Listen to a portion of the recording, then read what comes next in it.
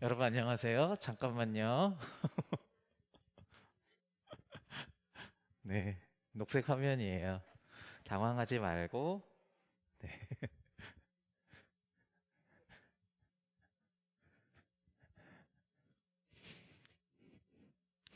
여러분 안녕하세요. 네, 함께 예배할 수 있어서 행복합니다. 한 주간 평안하셨죠? 네, 우리의 예배함은 하나님의 그 생명의 거룩한 초대에 대한 응답인 줄 믿습니다.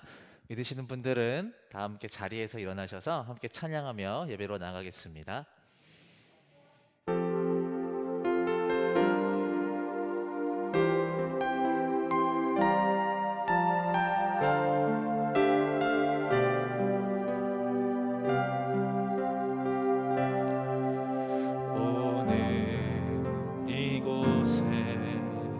계신 성령님 우리에게 말씀하시고 우리를 가르치소서. 닫힌 우리 마음 열어주시고 주의 빛으로 밝혀 우리를 인도하소서. 주님보다 앞서지 않고 겸손하게 주님의 말씀 기다리니 주님 손에 우릴 드립니다. 사랑으로 인도하소서. 이 시간 참회의 기도로 함께 기도하시겠습니다. 우리 한 주간의 삶에서 하나님을 떠나 나의 뜻대로 나의 생각대로 나의 가치관으로 살았던 우리의 연약함과 이기심들을 모두 주님 앞에 고백하기를 원합니다. 예수 그리스도의 보혈의 공로로 깨끗이 씻김 받을 줄 믿고 함께 참회의 기도로 기도하며 나가시겠습니다. 기도하겠습니다. 네, 주님, 아버지 하나님의 인도하심 속에 주님 우리가 살아갑니다. 주님, 주의 인도하심이 있음에도 불구하고 하나님, 나의 생각과 나의 뜻대로 이기심으로 주님 살아가려 했던 나의 연약함들을 주님 앞에 고백합니다. 주님, 용서하여 주시옵소서. 예수 그리스도의 보혈의 공로로 주여 우리가 온전히 씻김 받을 줄 믿고 담대하게 나아갑니다. 그렇게 인도하실 주의 이름을 찬양합니다. 주여 붙들어 주시옵소서. 주여.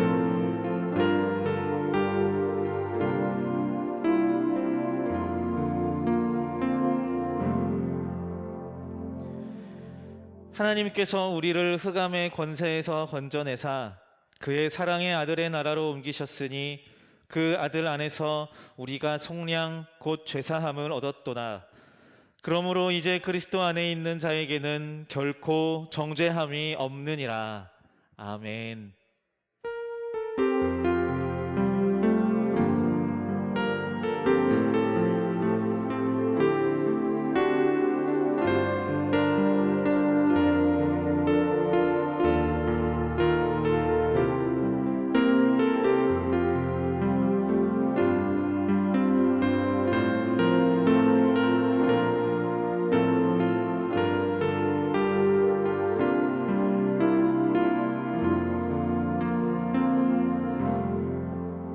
할렐루야. 아멘. 너무나 오랜만에 이 자리 가운데 나오게 됐어요. 보니까 3개월 동안 제가 아주 편안하게 예배를 드렸더라고요. 하지만 이 시간 함께 우리가 찬양할 때 주님께서 집에 있든 이 예배 자리에 있든 어느 곳에서든지 함께 은혜 부어주실 줄 믿습니다. 제가 예배를 준비하면서 제 안에 주셨던 마음은요, 우리가 한 주를 살아갈 때 너무나 나태하고 내가 내 주변의 사람들을 돌아보지 못하고 사랑하지 못했던 나의 모습들을 보면서 나 또 오늘 넘어졌구나, 나 오늘 또 판단했구나, 정죄했구나, 이런 마음들이 제 안에 너무나 많았어요. 근데 그때마다 하나님께서 이 모습 이대로 너를 기다리고 있다, 이 모습 이대로 나아오라는 이 찬양의 가사를 제게 보여주셨습니다. 그래서 우리가 어떤 삶을 살았든지 이 시간 주님을 찾으시는 자를 찾으신다고 하셨어요. 아멘. 그래서 우리가 이 시간 주님 앞에 우리의 마음을 내어드리면서 함께 이 찬양을 찬양했으면 좋겠습니다.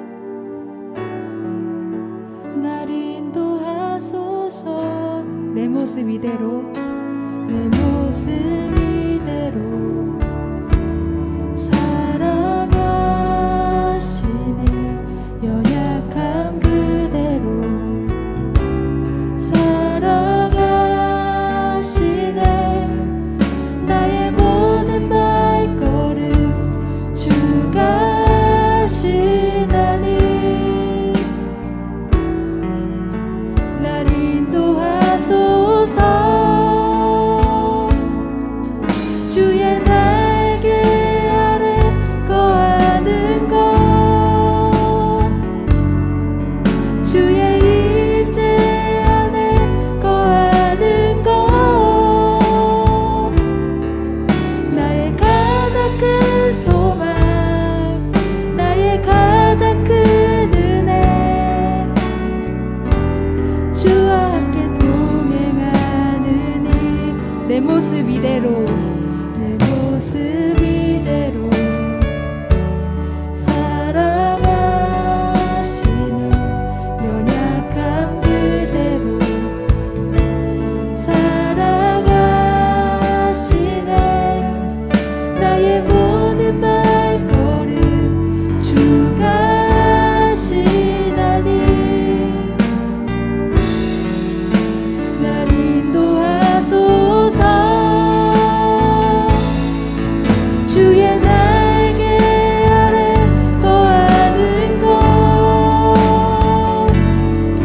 주의 임재 안에 거하는 것, 나의 가장 큰 소망, 나의 가장 큰 은혜, 주와 함께 동행하느니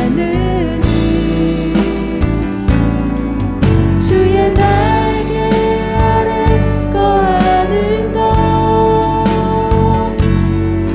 주의 임재 안에 거하는 것, 나의 가장 큰 소망, 나의 가장 큰 은혜, 주와 함께 동행하느니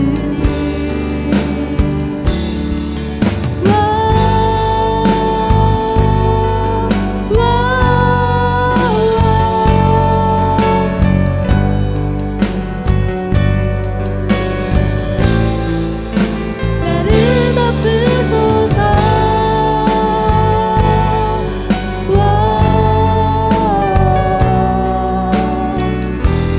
주의 날개 아래,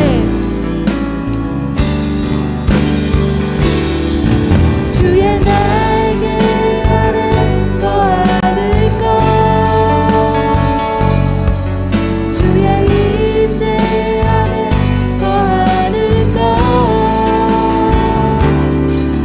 나의 가장 큰 소망, 나의 가장 큰 은혜, 주와 함께 동행하느니 주의 날개 아래 거하는 것, 주의 임재 안에 거하는 것, 나의 가장 큰 소망, 나의 가장 큰 은혜,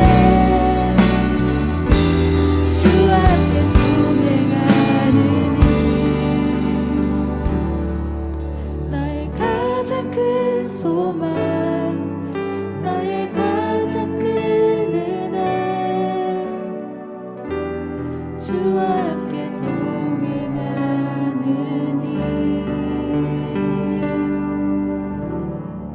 아멘. 앞으로의 우리의 삶에 주님과 동행하며 주님 안에 속해 있는 우리의 삶이 되길 원합니다. 아멘. 아멘.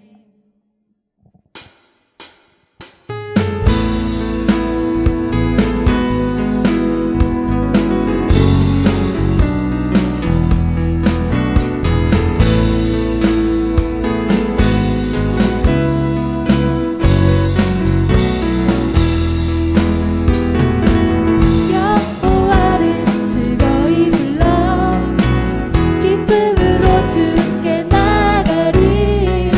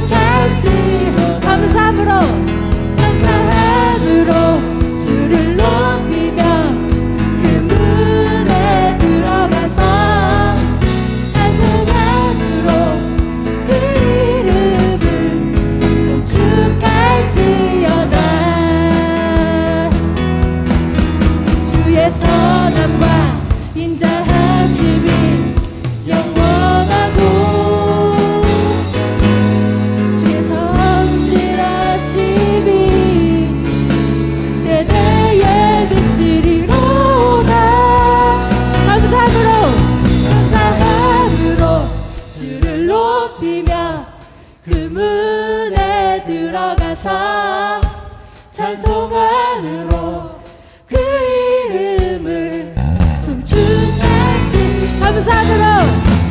감사함으로 주를 높이며 그 문에 들어가서 찬송함으로 그 이름을 송축할지 감사함으로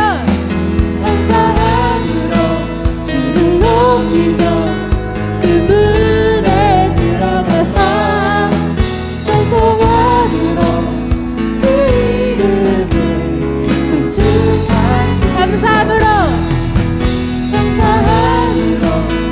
주를 높이며 그 문에 들어가서 찬송함으로 그 이름을 송축할지어다 송축할지어다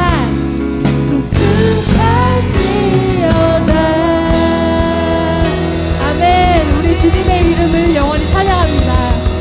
아멘.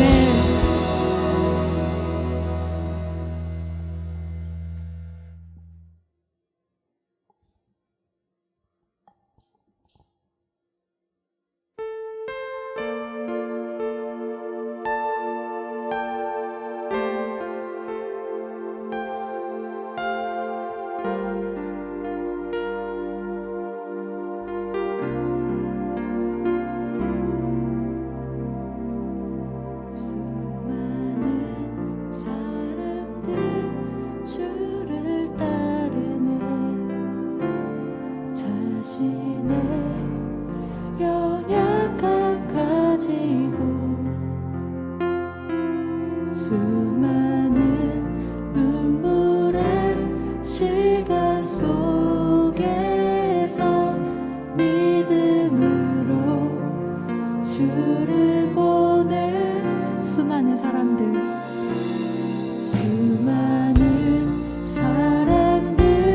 주를 따르네 자신의 연약함 가지고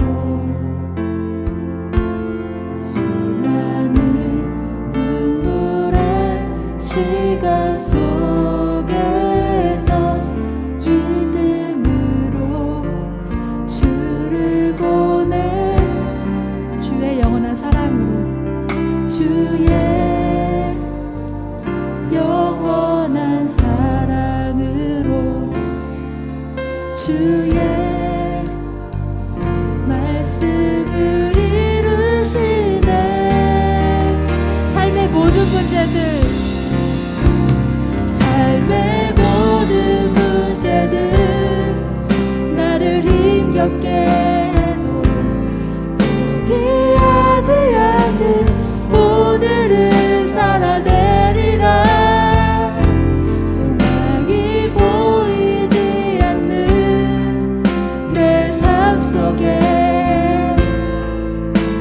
주님만이 소망되어 주의 뜻 이루시리라 내 앞에 놓여진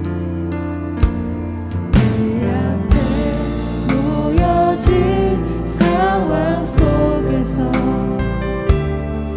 이겨낼 힘조차 없을 때 연약한 나에게 힘겨운 일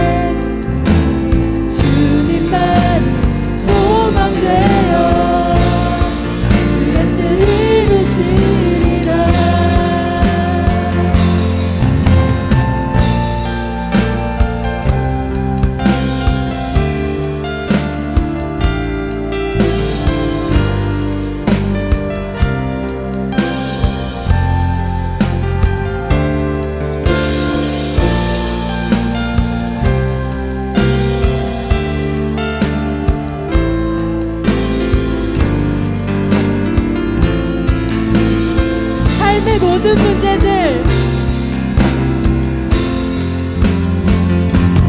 삶의 모든 문제들 나를 힘겹게 해도 포기하지 않는 오늘을 살아내리라. 소망이 보이지 않는 내 삶 속에 주님만 소망되어 주의 뜻 이루시리라. 삶의 모든 문제들 나를 힘겹게 해도 포기하지 않는 오늘을 살아내리라. 소망이 보이지 않는 내 삶 속에 주님만 소망되어 주의 뜻 이루시리라. 삶의 모든 문제들 나를 힘겹게 해도 포기하지 않는 오늘을 살아내리라.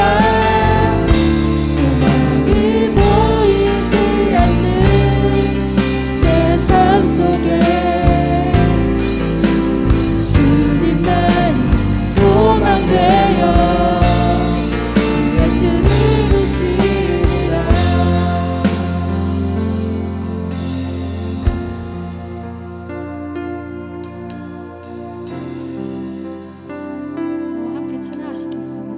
모든 문제들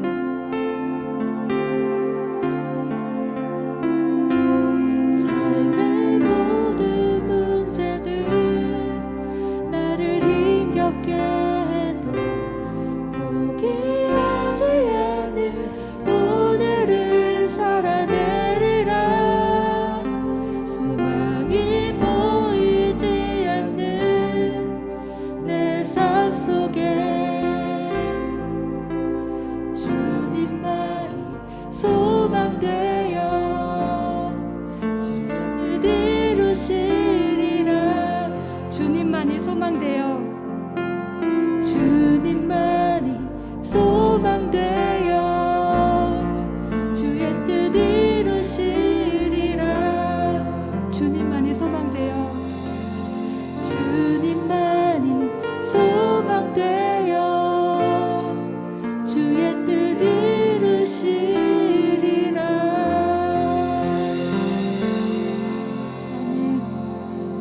우리의 삶의 소망은 주님 한 분뿐입니다.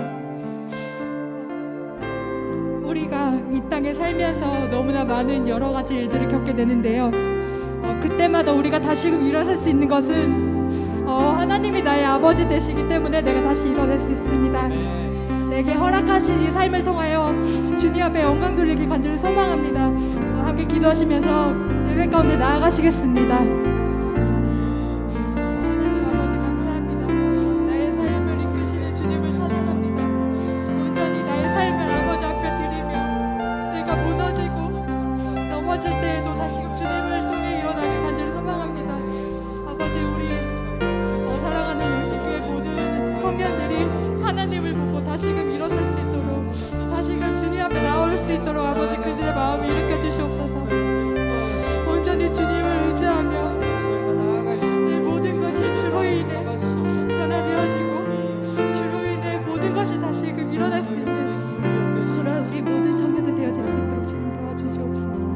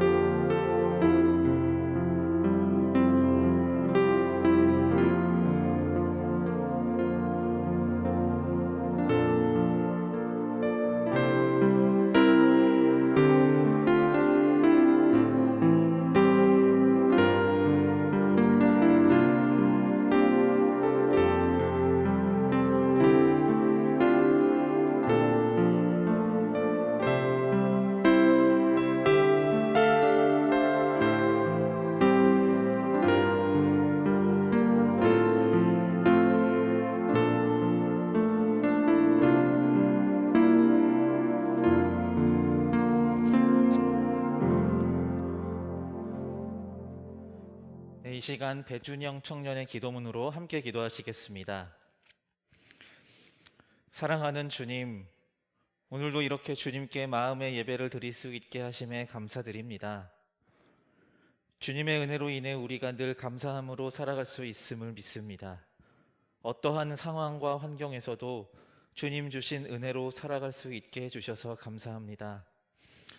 코로나로 인해 멀어진 서로의 상황으로 소통과 교제를 하기에 어려운 요즘, 주일날 함께 모여 예배하고 삶을 나누었던 순간들이 그리울 때가 있습니다. 지금의 상황들이 잘 해결되고 회복될 수 있도록 주님의 방법으로 이 땅을 치유하시고 인도하여 주시기를 원합니다. 그리고 그것을 위해 함께 중보하기를 원합니다. 또한 우리의 믿음이 주님 앞에서 굳건히 서 있기를 원합니다. 흔들리고 멀어질 것 같은 상황이 많더라도 그 믿음의 끈을 놓지 않게 우리의 마음을 지키시고 주님께서 늘 우리에게 주시는 그 사랑을 누리고 깨닫게 되는 하루하루가 되게 인도하여 주시옵소서. 주님 말씀을 듣습니다.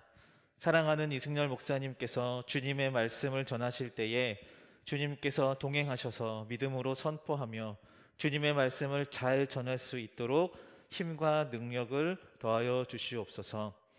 우리와 늘 함께하여 주시는 주님을 믿사오며 살아계신 예수님의 이름으로 기도하며 이제 우리 주님께서 가르치신 기도를 함께 하겠습니다. 하늘에 계신 우리 아버지, 아버지의 이름을 거룩하게 하시며 아버지의 나라가 오게 하시며 아버지의 뜻이 하늘에서와 같이 땅에서도 이루어지게 하소서.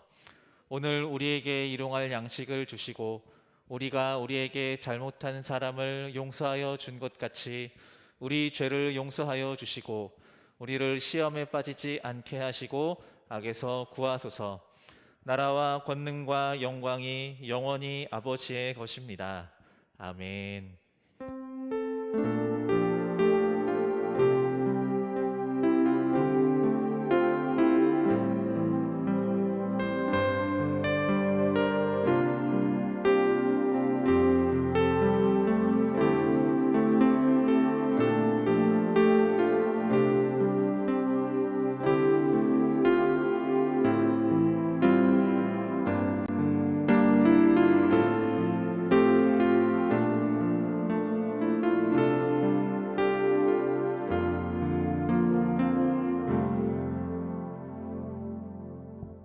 안녕하세요. 안녕하세요. 다들 잘 지내고 계시나요? 다들 온라인 보고 계시죠? 네, 광고 시작하겠습니다.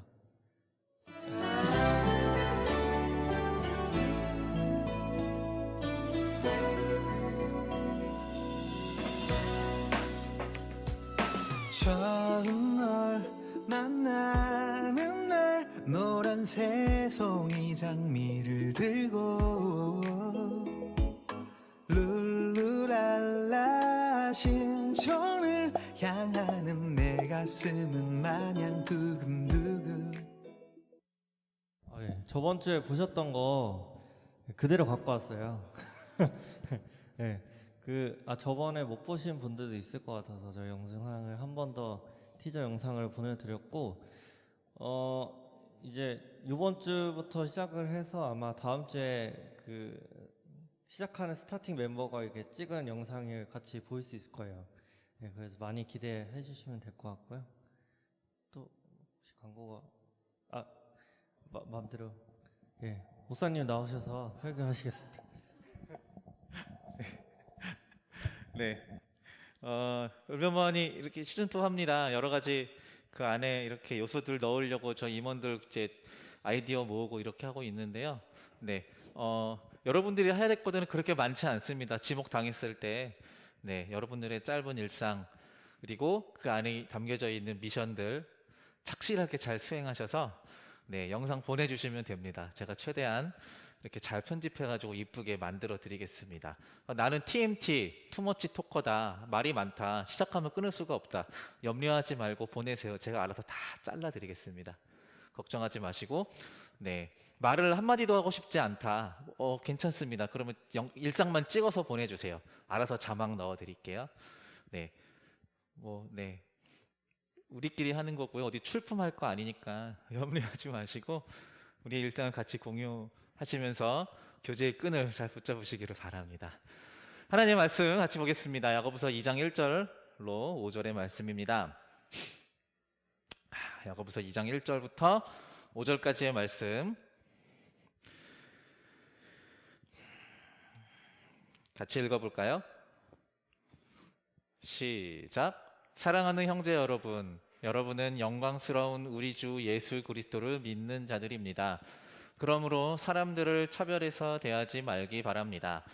만일 한 사람은 좋은 옷에 금반지를 끼고 교회에 나왔고 또 한 사람은 남루한 옷을 입고 교회에 나왔다고 합시다. 그때 옷을 잘 입은 사람에게는 이리로 와서 좋은 자리에 앉으십시오 라고 말하고, 가난한 사람에게는 저기에 서 있든지 내 발밑에 앉으시오 라고 말한다면 사람을 차별하고 있는 것이 아니고 무엇이겠습니까? 여러분은 악한 생각으로 사람들을 판단한 것입니다. 사랑하는 형제 여러분, 제 말을 잘 들으십시오. 하나님께서는 세상의 가난한 자를 택하여 믿음으로 부하게 하셨습니다. 그리고 자기를 사랑하는 백성에게 약속하신 나라를 주셨습니다. 아멘. 가치 역전의 세계라는 제목으로 함께 하나님의 말씀 나누도록 하겠습니다. 잠깐만요.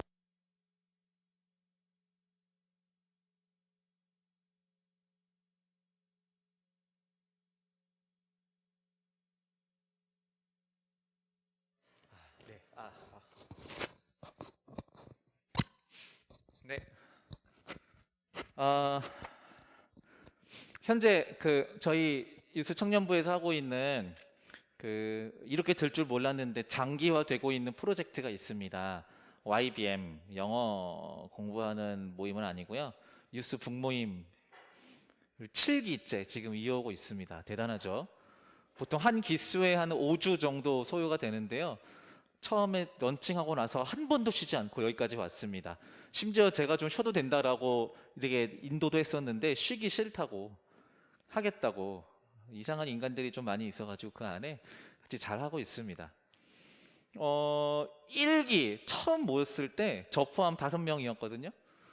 1기 오리엔테이션 때 이제 저희가 처음 책을 선정하는 자리였어요. 그래서 어떤 책을 읽고 무슨 책을 읽는다, 서로 얼굴은 알지만 책을 같이 본다라는 명목하에 모인 건 처음이라서 약간 이렇게 탐색전도 하고 그러는데, 저희 모임에 참여한 분 중에 한 분이 요즘에 이 책을 읽었는데 이 책 한번 읽어보고 싶다, 다음 시리즈다라고 하면서 상상하지 못했었던 엄청나게 어려운 책을 하나 갖고 들어오고 오셨어요. 저희가 선정한 첫 책은 바로 이것입니다. 공정하다는 착각. 마이클 샌델 교수님이 쓴 책입니다. 보신 분 계세요? 베스트셀러예요. 네이버에서 공정하다는 착각 치면은 리뷰 쓴 사람 진짜 많아요. 세상에 그렇게 똑똑한 사람이 많은 것 같아요. 대단합니다. 사진과 제목으로만 봐도 어려움이 덕지덕지 붙어있는 이 책은요, 예상대로 어마어마했습니다. 위기였었던 것 같아요. 이거 하면서 1기에서 끝나겠구나 하는 생각을 했는데 무사히 잘 읽긴 했습니다. 미국 사회의 교육과 정치와 종교와 더 어마어마했어요.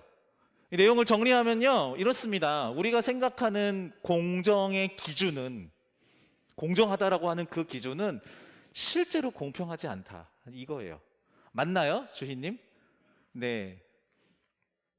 또 한 분이 추천하셨었어요. 어쨌든요, 공평이라는 이 개념은요, 우리가 현대사회를 살아가면서 아주 중요한 덕목 중에 하나인 것 같아요. 공평. 민주주의와 자본주의가 자리 잡힌 현대사회에서 공평과 공정이라는 잣대는 지금 내 자리가, 내 수준이, 내 상황이 어떠하든지 나의 노력 여하에 따라서 기회를 부여받을 수 있구나라는 믿음을 주는 겁니다. 공정하고 공평한 사회 안에 있다면 그 기준에 부합할 수 있을 정도의 노력과 목표를 달성하면 내가 이걸 뛰어넘을 수 있다라는 믿음을 주는 거죠. 그리고 그렇게 노력하여 목표를 달성한 사람들의 이른바 성공신화들이 TV에서 많이 나오죠. 그런 걸 보고 들으면서 지금 내가 처한 삶의 이 찌질함들이 언젠가는 극복될 것이라는 희망을 갖게 됩니다.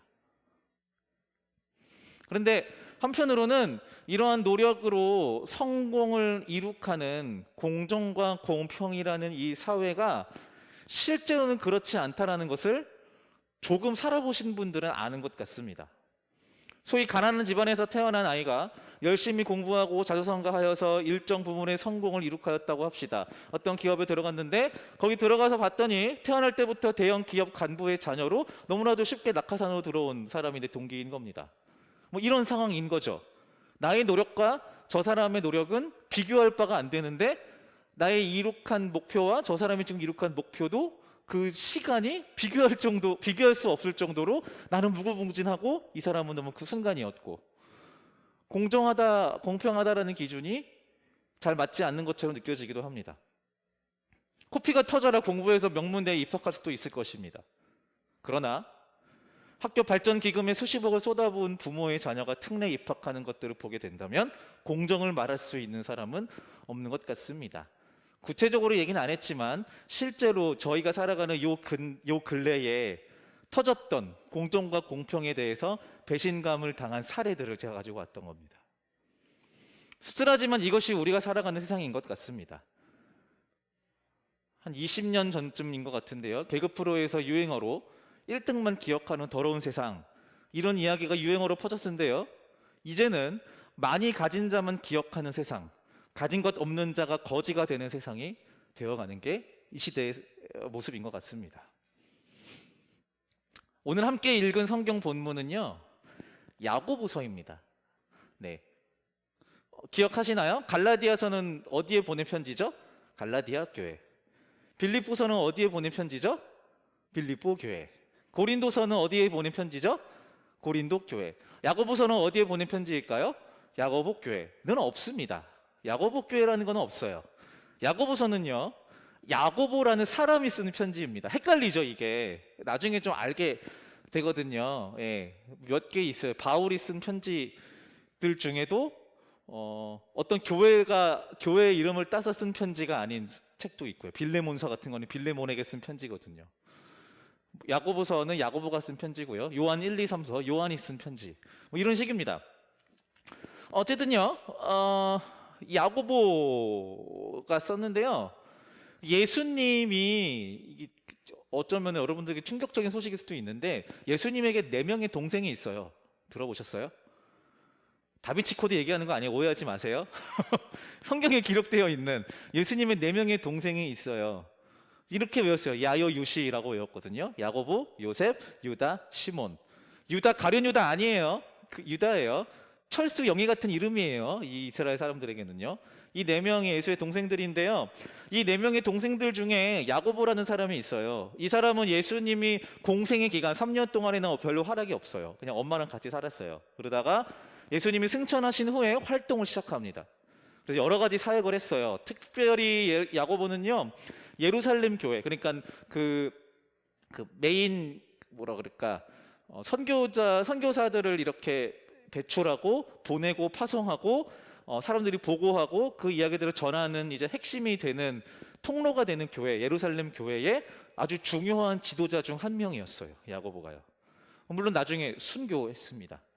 이방인, 특히 바울이 이방인 선교를 하는데 바울의 편에 서서 되게 많은 의견을 냈었던 사람이에요. 야고보서는요, 예수님의 동생 야고보가 쓴 편지입니다. 수신자는 누구인가? 쓴 사람은 야고보고, 누가 이걸 받느냐? 당시 초대교회의 크리스찬들, 신앙인들, 그리스도인들입니다. 야고보는 오늘 편지에서 차별에 대해서 언급하고 있습니다. 차별. 근데 차별에 대해 차별하지 맙시다라고 얘기하면서 언급하는 예시가 꽤나 사실적입니다. 같이 보겠습니다. 같이 읽어볼게요. 시작.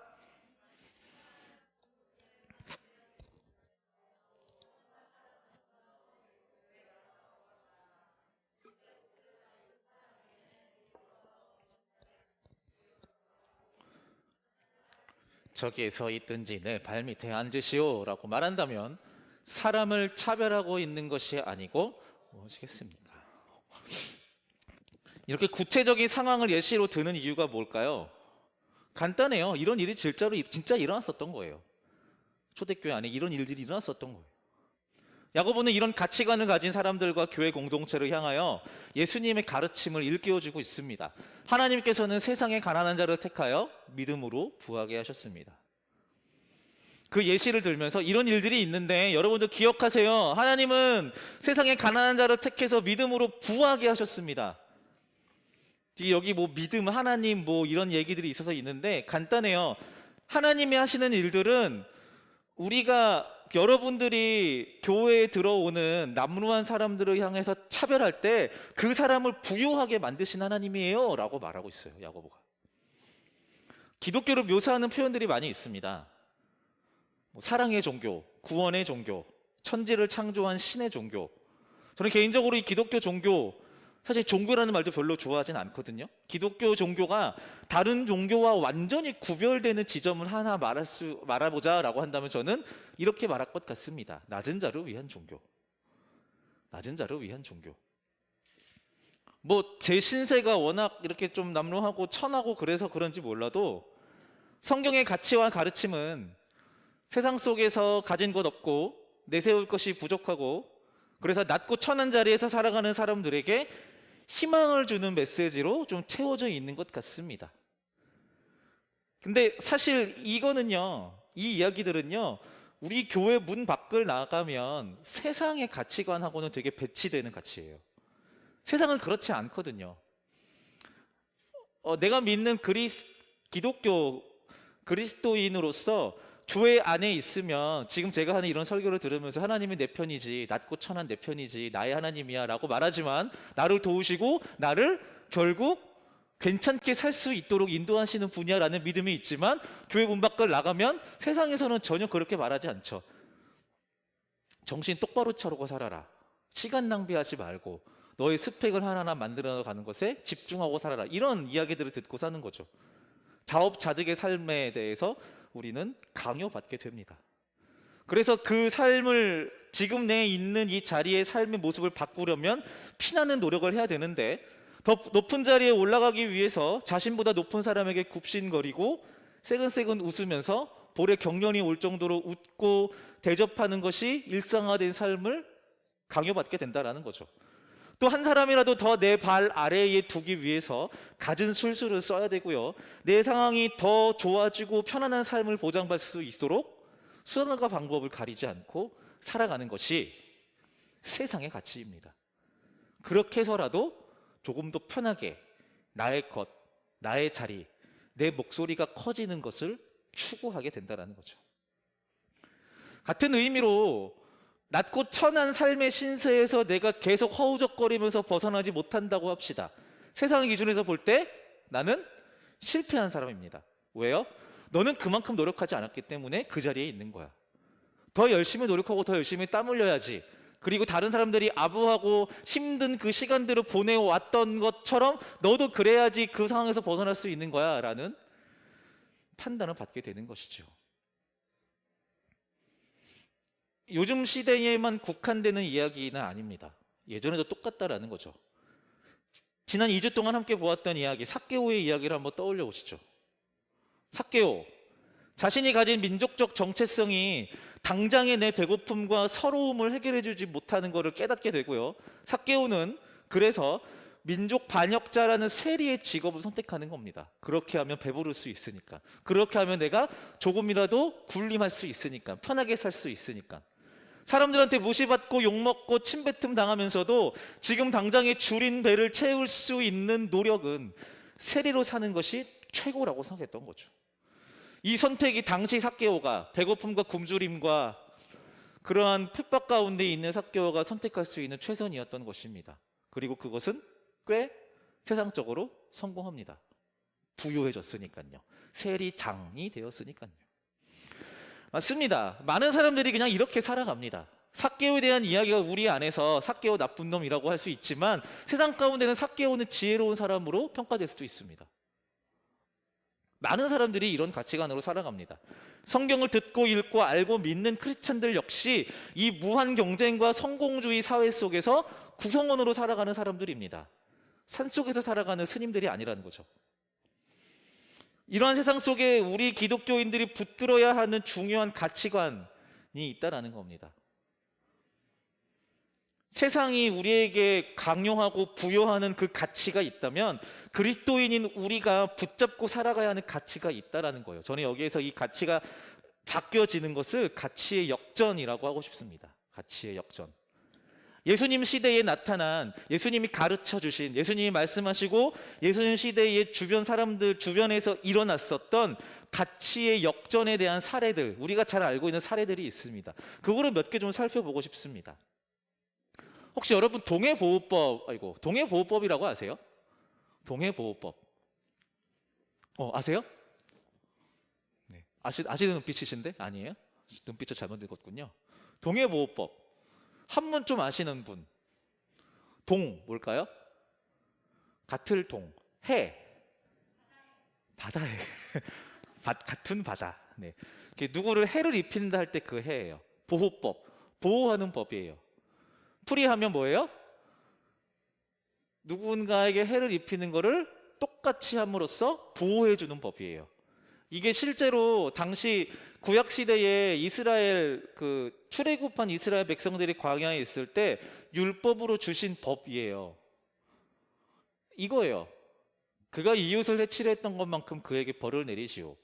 목숨은 목숨으로, 눈은 눈으로, 이는 이로, 손은 손으로, 발은 발로 갚으시오. 제가 한 말이 아니라 신명기 19장 19절로 21절 사이에 이렇게 기록되어 있어요. 무섭죠? 이게 하나님의 율법이라고? 아닌데? 좀 이상한데? 믿기지 않지만 성경에 기록된 내용입니다. 여러 전승들이 있긴 합니다. 여호와의 율법에만 기록된 내용이 아니다. 하나님께서 모세에게 율법을 주실 때 그때 당시 이스라엘 사람들이 이해하고 인식할 수 있을 만한 그때 그 주변의 나라들에서 통용되고 있었던 법안들을 가지고 와서 한 거다. 이런 얘기들도 있습니다. 근데 이걸 일단 넘어가고요. 이견들이 많으니까 하나님이 이스라엘 백성들에게 이 무시무시한 보복법, 복수법이죠. 보복법을 주신 이유는 한 가지입니다. 해를 입히지 말라는 거예요. 보호하기 위함이에요. 이거 무섭지? 그러니까 그러지 마. 이렇게 하기 무섭겠지? 너희도 그러지 마. 서로 보호하고 지켜줘야 돼. 이 말을 하기 위함이거든요. 서로를 소중히 여기고 해를 입히지 말라는 건데요. 이 가치관이요. 예수님 시대에 뒤집힙니다. 예수님 시대에 이렇게 어디 갔지? 안 적어왔어요.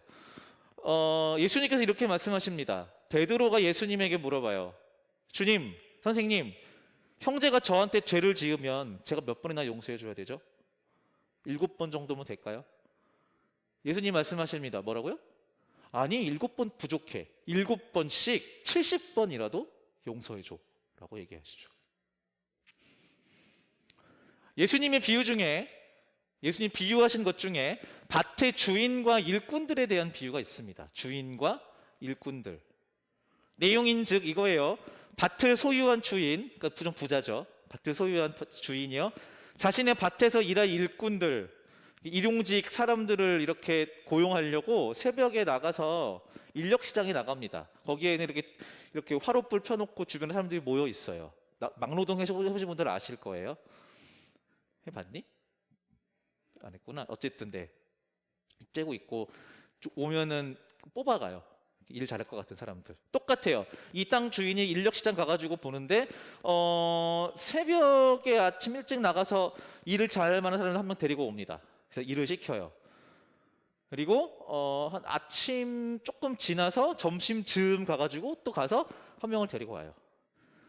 점심 먹고 한숨 잔 다음에 3시쯤 됐을 때 또 거길 가서 인력시장 가서 또 한 명을 데리고 와요. 일 시켜요. 5시쯤, 퇴근 시간 1시간 전이에요. 5시에 가가지고 데리고 일 시켜요. 6시가 됐습니다. 하루 일과가 끝났어요. 이 주인은 이 4명의 일꾼들에게 동일한 삭스를 제공합니다. 일을 더 많이 한 사람에게는 더 많은 삭스, 적게 한 사람에게는 조금만 주는 게 우리의 상식인데 이 주인은 그렇게 할 생각이 없습니다. 동일한 삭스를 제공합니다. 이 주인의 가치관에는 모든 자들에게 동일하게 주어야 하는 거예요. 예수님의 비유 안에 담겨져 있는 이야기죠. 또 있습니다. 이스라엘 사람들에게 있어서 동족이지만 동족으로 여겨지지 않는 원수로 여겨지는 사람들, 세리요, 사개오와 같은 사람. 성경에서는 이 세리가 용서받고 허용되는 2가지 상황이 묘사되고 있습니다. 바로 예수님의 제자인 마태, 그리고 지난주 설교의 주인공이 삭개오이죠.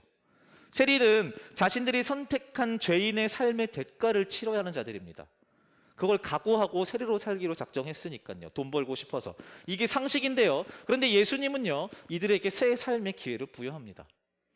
이와 비슷한 이야기로 요한복음 9장에 가늠한 여인의 이야기가 나오고 있습니다. 가늠한 여인이요. 이 여인은 죽음에 해당되는 죄인 간음을 행하다가 현장에서 적발되었습니다. 구약의 역사에서도 이 간음한 사람은요, 무리들이 보는 앞에서 돌 맞아 죽는 사형을 당한 율법에 기록되어 있는 것이죠. 지금 이 여인을 짱돌로 찍어 죽이려고 이렇게 눈에 불을 켜고 있는 사람들이 주변에 있어요. 장정들이 간음한 여인 앞에 두고요. 예수님은 이 여인을 찾아가고요, 이 여인을 정죄하기 위해서 짱돌을 손에 쥐고 있는 주변의 사람들을 부끄럽게 하고 물리치십니다. 그리고 대가 없이 이 여인에게 나도 너를 정죄하지 않을 테니 다시 죄짓지 마라고 보내십니다. 간음한 여인은 자신의 죄값을 치르지 않고 자유를 선물 받습니다. 예수님은요, 바리새인들과 종교 지도자들 그리고 배신자 가룟 유다에 의해서 체포당하고 고문당하고 십자가에 죽으십니다. 십자가 처형은요, 당시 정치범, 흉악범에게 부여되는 가장 잔인한 사형제도였습니다. 십자가가 우리가 볼 때, 제게 성경책이 제가 없는데 성경책에 달려있는 그 되게 이쁜, 또는 이렇게 래퍼 누가 이렇게 하고 다니잖아요. 귀걸이, 십자가 귀걸이. 이제 뭔가 액세서리처럼 느껴지기도 하는데요, 십자가는 아니요. 실제로 예수님께서 십자가에 달려 죽으시기 전에 빌라도가 재판을 하면서 이 예수를 자기가 처형하는 거기에서 벗어나고 싶어서 한 가지 묘수를 써요. 그 누구지? 갑자기 생각이 안 나. 그 죄인 강도 대신 풀어준 사람. 이름 기억이 안 나. 바라바. 예. 그럴 때도 있죠, 뭐. 예수님 이름 안 꺼본 게 어디야. 어쨌든 빌라도가 이 예수를 처형하고 싶지 않아서 예수님을 풀어주려고 바라바라고 하는 사람을 데리고 와요. 그래서 이스라엘 백성들에게 이 둘 중에 한 명만 처벌할 거야, 한 명만 십자가에 달 거야 하고 물어봐요. 누구를 풀어줄까? 빌라도 입장에선 당연히 예수님은 풀어줄 거라 생각했어요. 왜요? 빌라도가 진짜 쓰레기니까요. 바라바가 진짜 쓰레기니까요. 죽어야 되는 사람이니까요. 모든 사람들이 그걸 인정할 거라고 생각을 하고 바라바를 데리고 온 거거든요. 십자가에 죽는 사람은 이 정도의 사람이어야 되는 거예요. 십자가에 달린 자는 바라바 정도의 죄악이 있는 사람 정도여야 되는 거예요. 근데 거기에 예수님이 달려 죽으신 거예요. 실패와 죽음의 상징이에요, 십자가는. 그런데 예수님은 그 십자가에서 사흘 만에 부활하십니다. 죽음은 곧 끝이라고 여겼던 그의 제자들과 로마의 병정들, 예수님의 그 원수들의 아주 지극히 상식적인 개념, 죽었으니까 끝이라고 했던 그 개념을 완전히 무너뜨린 사건이 바로 십자가의 부활입니다. 정리해 보겠습니다. 7번씩 70번 용서하라 했던 예수님의 가르침, 늦게 온 일꾼에게 동일하게 삭슬 제공한 땅의 주인, 자신의 죄를 용서받은 삭개오와 가늠한 여인, 그리고 죽음에서 부활하신 예수. 부활하고 썼네. 부활이에요. 지금 언급한 이 교훈과 비유, 사건들은요, 하나같이 당시의 사람들과 우리의 상식을 벗어나는, 우리의 신앙 상식을 벗어나는 결말을 만들어냈다는 것을 우리는 꼭 기억해야 됩니다. 이 이야기가 우리한테 익숙해서 종교적으로 익숙할 뿐이지, 세상의 상식으로 보았을 때 7번씩 70번 용서하라고 말하는 사람은 세상의 방법은 아니에요. 죽었으면 끝나는 게 세상의 상식이에요. 일을 했으면 거기에 합당한 거기에 비율에서 상대적으로 내가 받을 돈을 받는 게 일반 상식이란 말이에요. 죄를 지었으면 벌을 받는 게 상식이고요. 이 상식을 무너뜨린 이야기들이 예수님과 관련된 신약 성경의 이야기에 가득하다라는 겁니다. 손해보는 삶을 미련하다고 여기는 세상에서 용서하기 위해 애쓰는 삶, 공평과 공정이라는 가치를 완전히 뒤집어버린 이 주인의 셈법, 죄값을 치르는 것이 당연한 사람들이 기회를 부여받는 일, 죽음이 끝이 아님을 천명한 이 부활 사건, 이 모두는 당시 사람들이 갖고 있었던 당연한 상식과 가치를 뒤집은 이야기입니다. 세상 상식이 뒤바뀌고 세상 가치관이 역전된 이야기들이라는 겁니다. 그런데 예수님은 이러한 가르침과 비유를 여기저기 살면서 드러내시고 가르치시고 나타내시기 전에 이미 사역 초기에 이스라엘 사람들에게 이 가치의 역전에 대해서 이미 말씀하셨어요. 우리가 알고 있는 말씀입니다. 조금 길 수도 있는데요. 같이 한번 보겠습니다. 시작. 마음이 가난한 사람은 복이 있다. 슬퍼하는 사람은 복이 있다. 그들이 위로를 받을 것이다. 마음이 온유한 사람은 복이 있다. 그들이 땅을 상속받을 것이다. 의를 위해 줄이고 목마른 사람은 복이 있다. 그들이 배부를 것이다. 자비로운 사람은 복이 있다. 그들이 하나님의 자비를 입을 것이다. 마음을 깨끗이 한 사람은 복이 있다. 그들이 하나님을 볼 것이다. 평화를 위해 일하는 사람은 복이 있다. 그들이 하나님의 아들이라고 불릴 것이다. 의롭게 살려고 하다가 박해를 받는 사람은 복이 있다. 하늘나라가 그들의 것이다. 사람들이 나 때문에 너희를 모욕하고 박해하고 온갖 나쁜 말을 할 때 너희에게 복이 있다. 팔복의 말씀입니다. 팔복. 이 중에 우리에게 가장 익숙한 것은 마음이 가난한 자에게는 복이 있으니 천국이 너희의 것이다 라는 말씀이죠. 마음이 가난하고 천국이라는 어쩌면 종교적인 단어가 섞여 있어서 그렇지 모르는데 예수님이 이 팔복의 이야기를 할 때에 듣고 있었던 청중은 정말로 가난하고 배고픈 이스라엘 평민들이었단 말이에요. 근데 그 사람들에게 예수님이 이야기를 하는 거예요. 이렇게 정장 차려입고 가운 입고 거룩하게 설교하는 자리가 아니라는 거예요.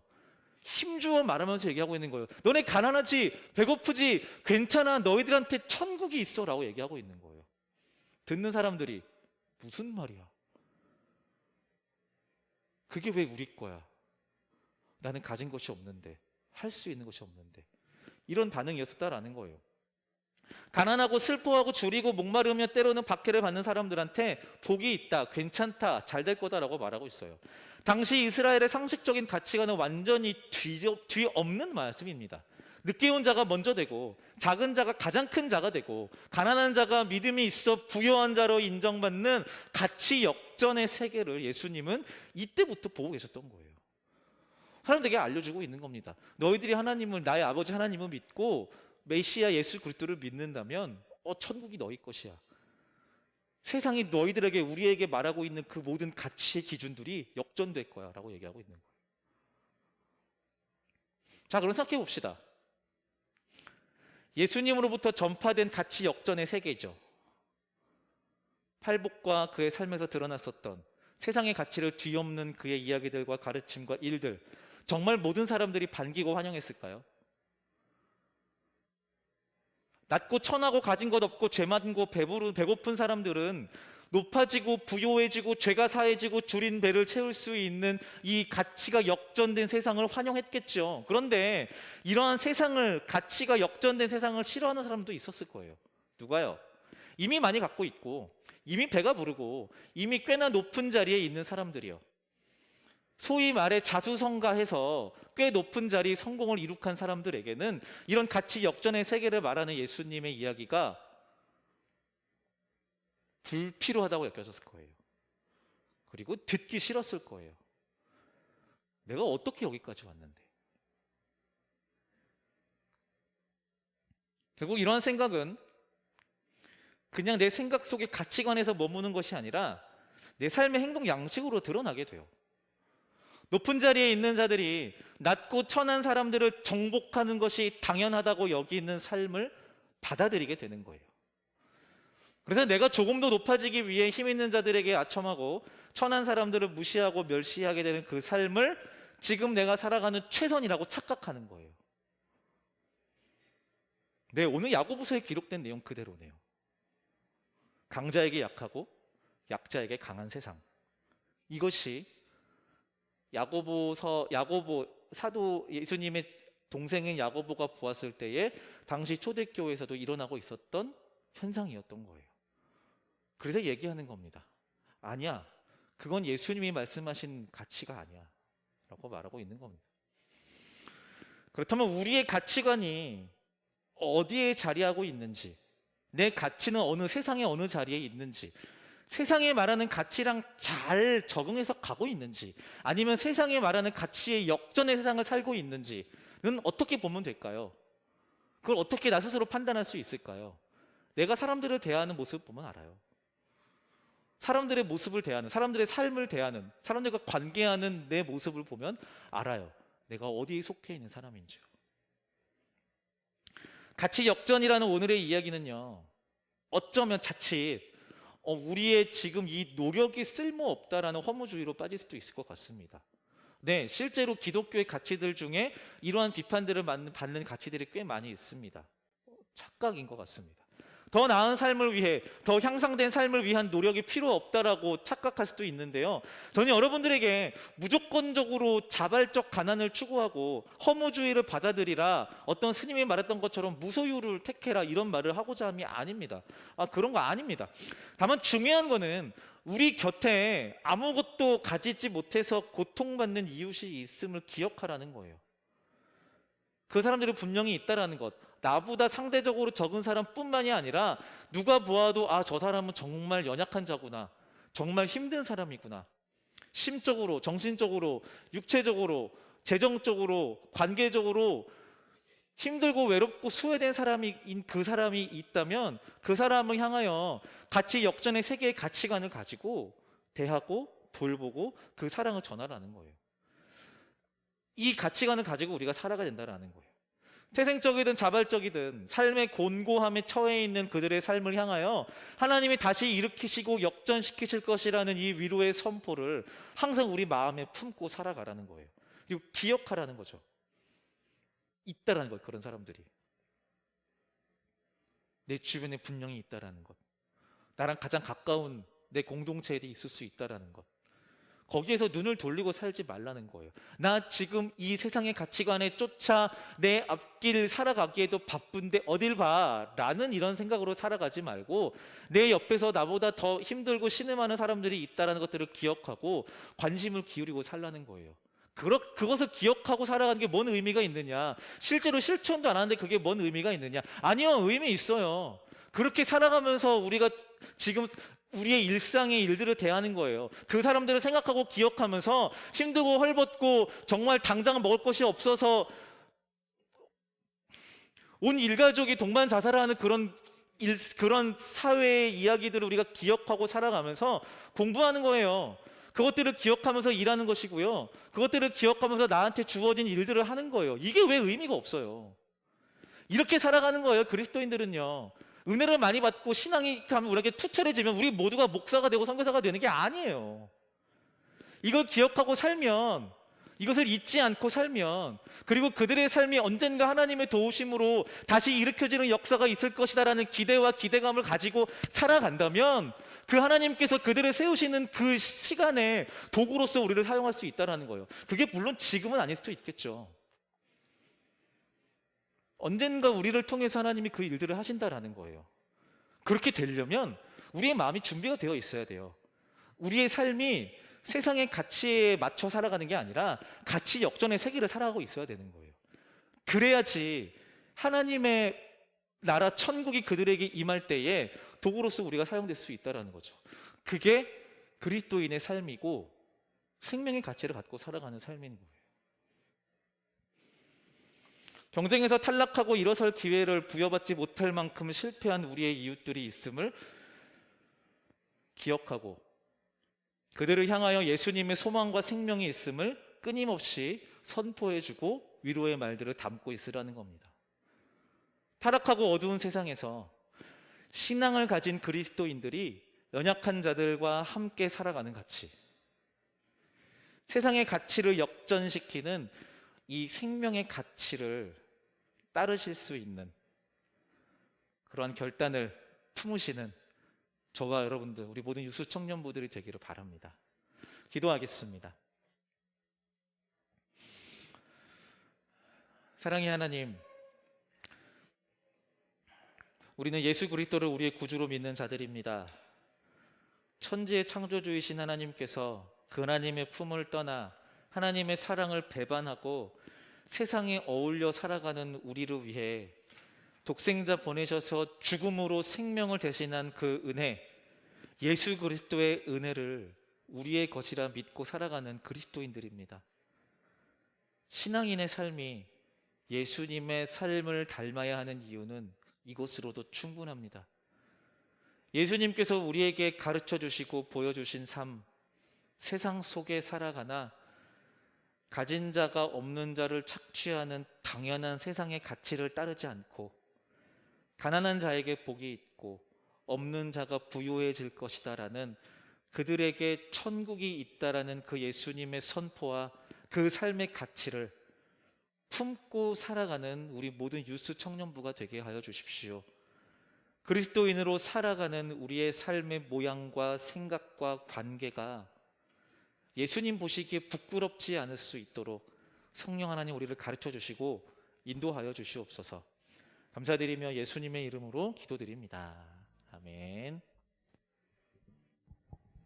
이 시간 일어나셔서 함께 봉헌 찬양 드리시겠습니다.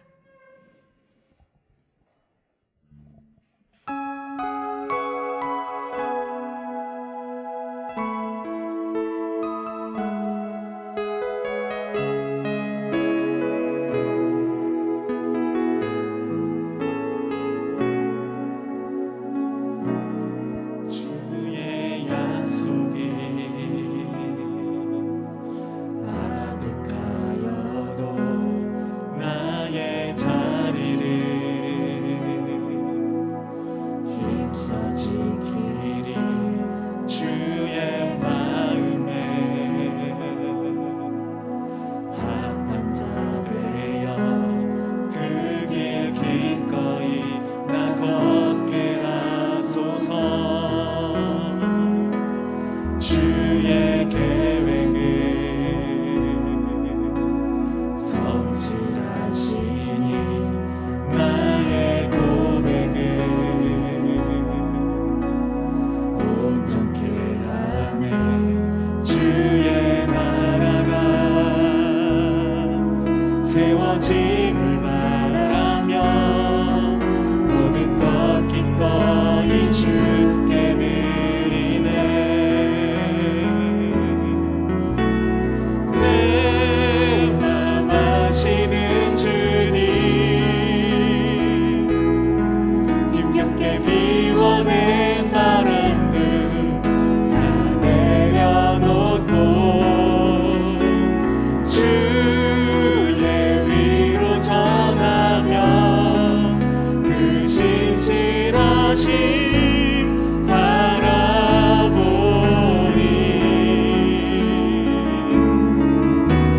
주만 아는 자 되리. 주님의 일하심 비추는 그 통로 되어 주의 나라 위하여 내 소망 넘어 주 뜻 이루소서.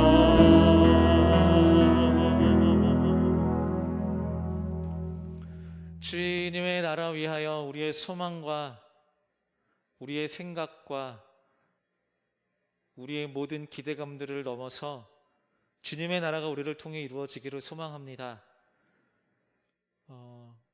우리의 삶의 모양으로는 결코 꿈꿀 수 없는 하나님의 나라, 그 천국이 천지를 창조하신 주님께서 태초부터 계획하시고 택해 잡으신 여기 있는 우리 모두를 통해 우리의 삶의 이곳저곳에서 드러나게 될 줄 믿습니다. 주님, 이것이 우리의 믿음의 고백입니다. 우리를 통하여 주님 영광 받으시고 우리 삶을 통해 하나님 나라가 더욱 가까워 오며 우리의 모든 그 사랑을 통해 세상 가운데 예수 그리스도의 향기가 퍼져나가게 하여 주십시오. 주님이 간구한 소망을 담아 주님 앞에 예물을 드리는 손길, 사랑과 헌신과 땀방울과 삶의 모든 것으로 기꺼이 주께 드리고자 하는 그 모든 삶 가운데 하늘의 복을 더하여 주시옵소서. 아멘. 이제 하늘아버지의 뜻에 순종하신 독생자 예수 그리스도의 은혜와 독생자를 우리에게 보내시어 증거하신 하나님 아버지의 사랑과 성부 성자 하나님을 기억하고 의지하게 하시는 성령 하나님의 교통하심이 세상과는 다른 가치 역전의 세계를 살기로 결정하는, 함께 예배하는 모든 유스 청년들의 삶과 가정과 직장과 캠퍼스 위에, 특별히 탈레반에 의해 자유와 권리와 생명권마저 빼앗긴 아프가니스탄의 국민들과 주의 자녀들을 위해 지금부터 영원까지 함께 하시기를 간절히 축원합니다. 아멘.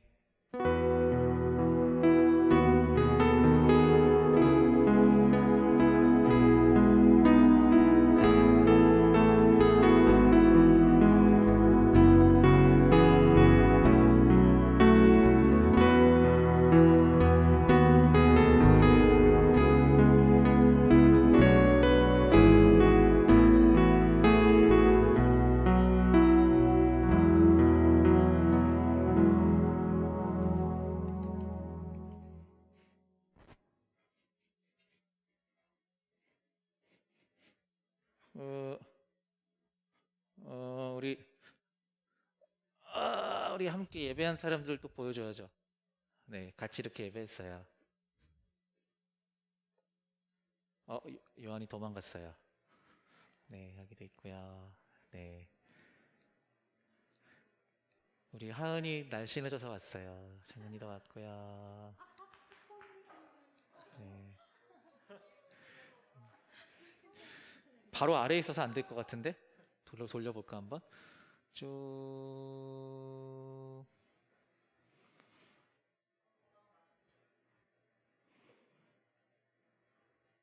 이렇게 해서 아래로 내리면 있고요. 여기도 있을 텐데 안 된다. 네, 센스 있게 딱 카메라 쪽으로 와서 인사해 주면 좋겠는데 그 마음대로 하셔도 돼요.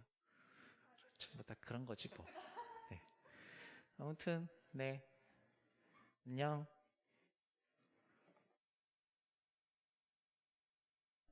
컴퓨터는